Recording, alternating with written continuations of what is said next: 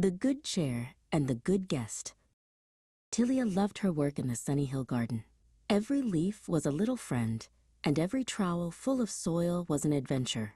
She was an apprentice to the monks, and today her job was to make sure the row of lavender was perfectly straight. Tilia, little friend, called Brother Cassian, whose sleeves were always dusted with flour from the bakery. The rule of the house is very simple. All guests must be received like Christ. It is the most important lesson. Tilia nodded quickly, but her mind was on the rare, beautiful blue petal orchid. It needed a sprinkle of cool water right now. If she didn't tend to it immediately, the sun would make its petals droop. She rushed toward her watering can. Just as Tilia reached the blue petal orchid, a soft knock sounded at the garden gate. A traveler named Peregrine stood there. They looked dusty from the road and a little shy, holding a simple wooden walking stick. "Welcome, welcome," Tilia said quickly, pointing to a small, wobbly bench in the shade. "There is water in the well. I am very busy, but please, rest here." She then hurried back to the orchid, sprinkling water with perfect care. Brother Cassian returned, wiping his hands on his apron. He saw Peregrine on the wobbly bench, sipping plain water.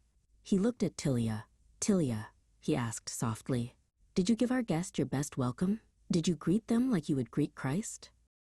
Tilia stopped and thought hard. Her best apple, the one she saved from the high branch, was crisp and sweet. Her best seat was the sturdy wooden chair by the fire.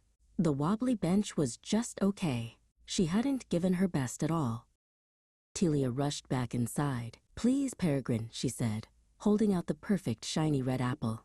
"This is my favorite, and please come sit in the good chair." Her smile was bright and genuine, and her large eyes sparkled with true welcome.